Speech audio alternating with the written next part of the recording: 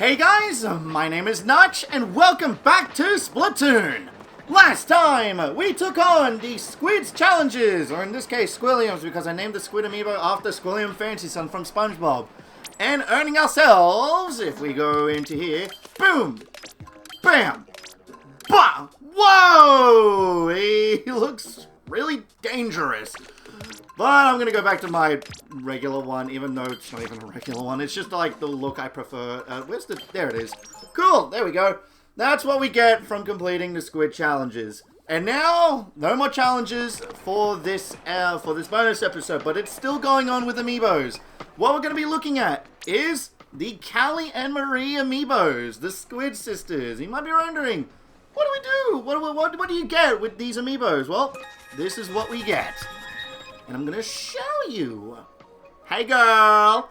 Howdy, it's me again, Callie. Okay, check this out.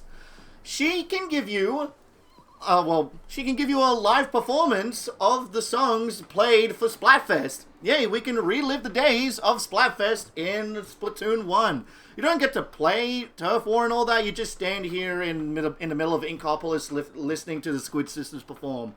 Now, what's unique about the Squid Sisters Amiibos is that they got their own unique song for just themselves. So for Callie, it's Bomb Rush Blush, and for Marie, it's The Tide Goes On.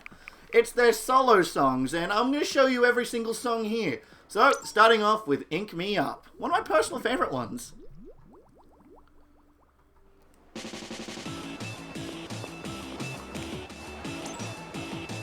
Should probably go back and have a look at this.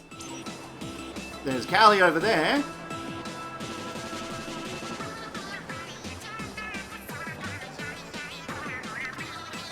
There's Marie.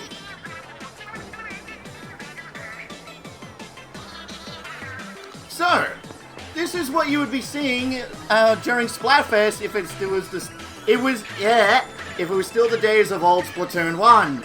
You would have a Splatfest tee on for the corresponding team. So, since I chose Callie for the Amiibo, I would have a Callie shirt, and the green ones are, of course, Marie. There were different teams, there were different themes for the Splatfest options, which I won't go over every single one. I'll just go over to the ones that piqued my interest the most. So, starting off with Japan only, it had Pokemon Red vs. Green. Now, I'm pretty sure this was during the time of Red and Green's anniversary, since Japan only had Red and Green and, like, everywhere else got Red and Blue.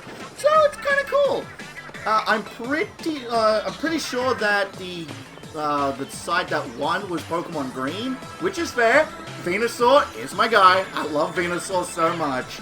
The next one is a really unique one at that. It's still Japan only, which is Show No Mercy or Focus on Healing. This is a Splatfest for Dragon Quest. Kinda crazy that Dragon Quest did a collaboration with Splatoon, of all things. It's really unique, and Focus on Healing was the winner. Honestly, I really wanted to, like, participate in these, like, Splatfests back in the day, but I didn't really get into Splatfest as much. I got really into it during Splatoon 2, and even the options in there were pretty good. Now, for North America only, this one's even crazier! This one is Autobots versus Decepticons. Yeah, Autobots and Decepticons from Transformers. That's insane! The Decepticon side won. About time, because they always seem to lose. And, like, seriously, of all collaborations, Transformers. And trust me, that's probably not the weirdest one. I'll get to the weirdest one at the end of this list, but it's really crazy.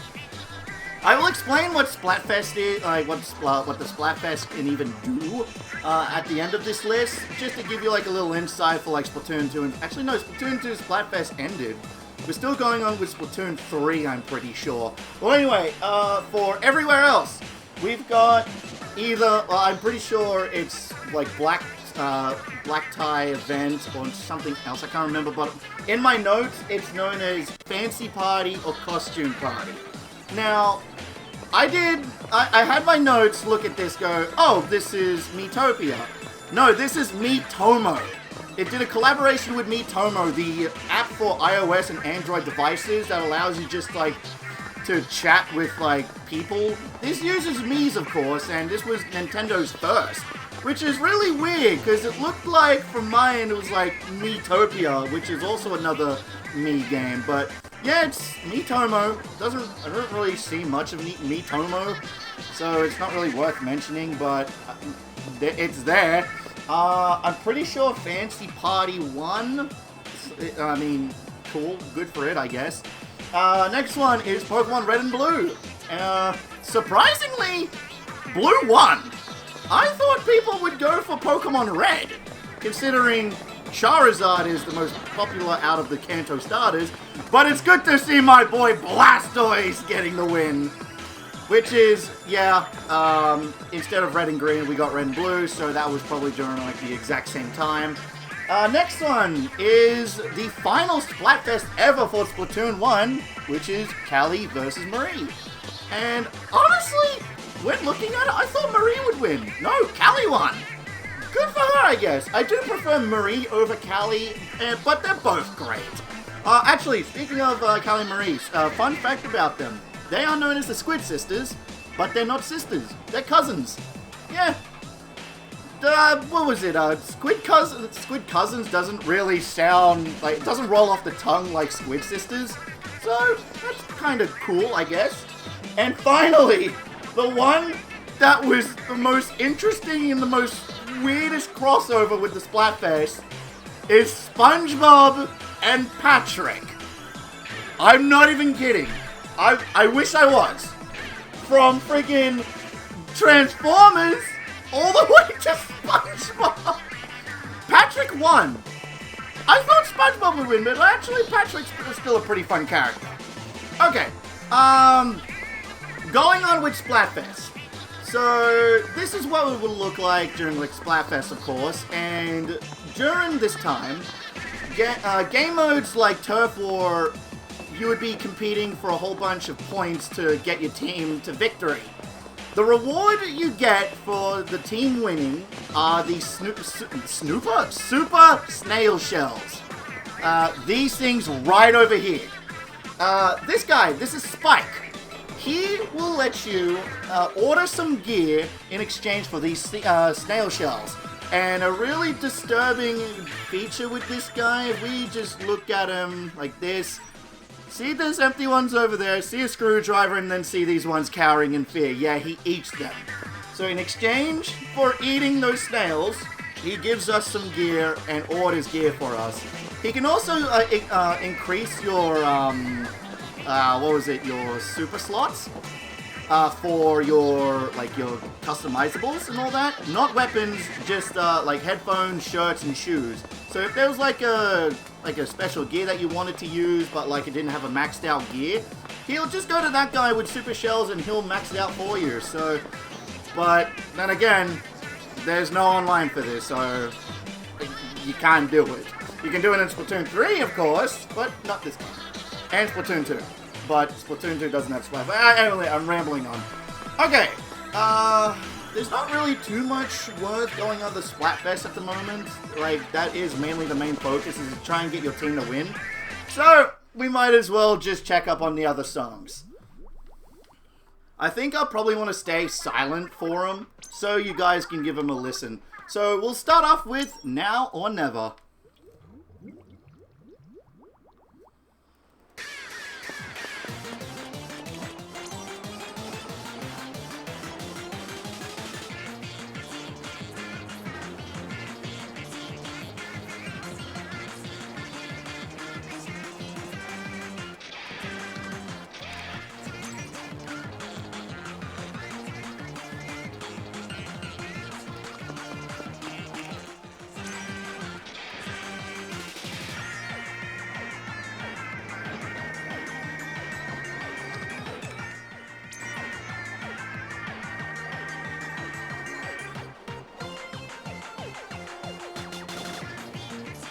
Yeah, this song is always played at the last minute of any game mode. Sort of like, try and get, put in all your strength to get to the very end.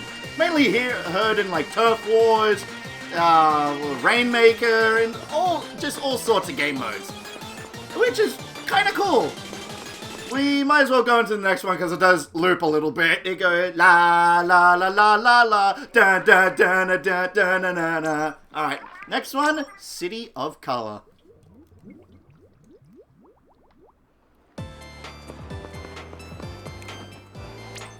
Damn it! Whoops! I did not mean to press that button. I'm sorry. I ruined the experience. City of Color, please.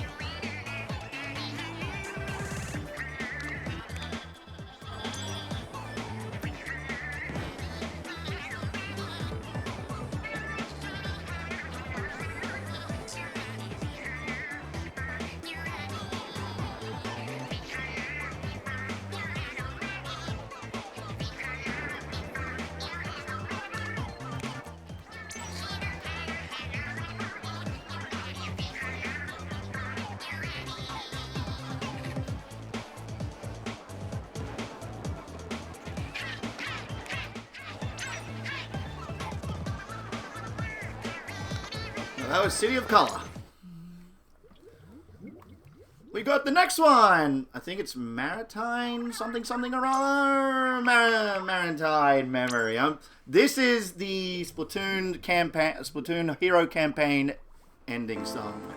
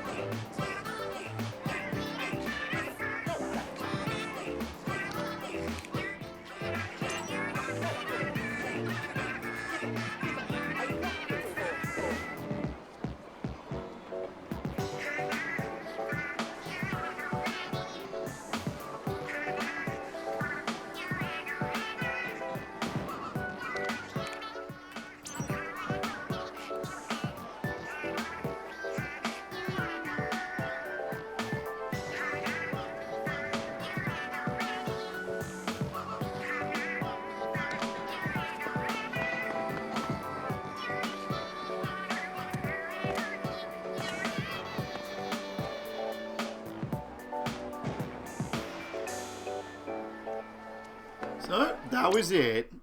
Kind of cool that they did this. And now, the other song, we've heard it so many times. Calamari Incantation. We're not going to see the entire song, so we'll just see like a little short thing of it.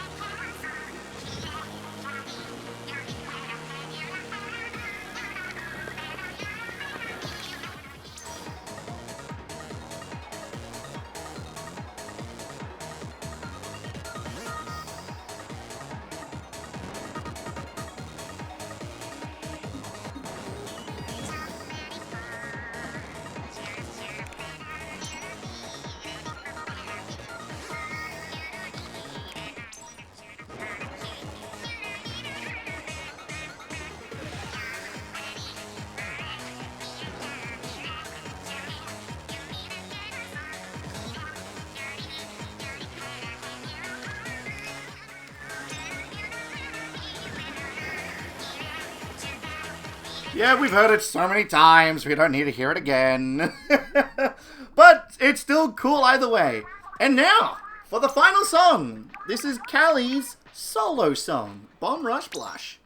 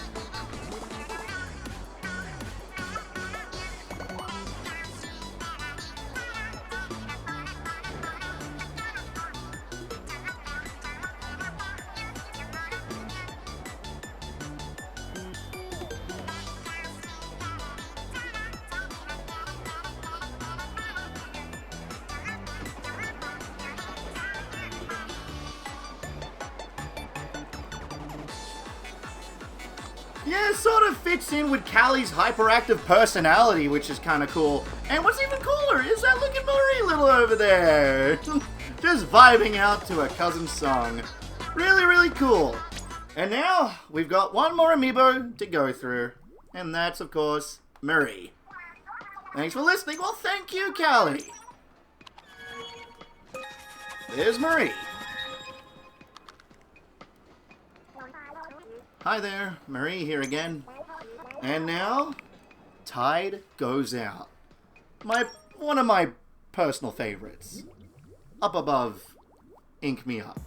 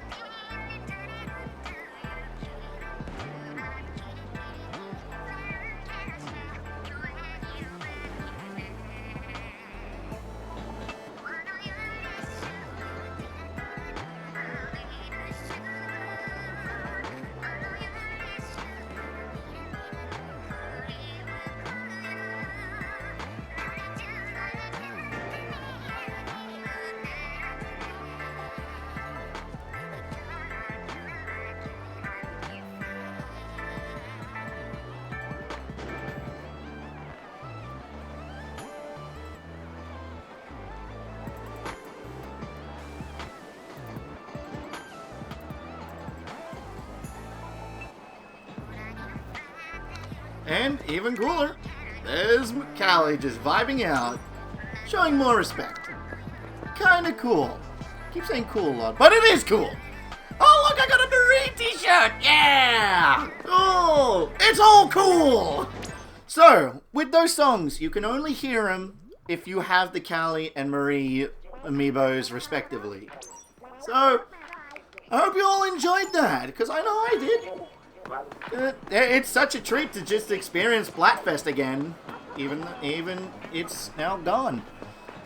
And now, oh, what's even more cooler is actually, let me just go back before we end things off. There is a little thing that you can do, you can see when it comes to Splatfest. Sorry, Marie, I'm gonna have to go through this again. Tide Goes Out, I want to hear that again. Judd is normally seen sleeping on the job, but for this case, whenever there's a Splatfest on, he's seen up and about, vibing out to the music. And he's not the only one. Captain Cuttlefish is here as well. He doesn't run away like in normal Inkopolis, so he's just like, oh yes, those are my nieces. They're so cool. I love their songs. Well, that's it. That's it for the Amiibos. So, that means there's only one more thing left for us to do now. And that is to check out all of the sunken scrolls we've collected throughout our adventure in Octo Valley. So next time on Splatoon, heading back to Octo Valley to read through the entirety of the sunken scrolls. Thank you guys so much for watching, and I hope you all will have a good one.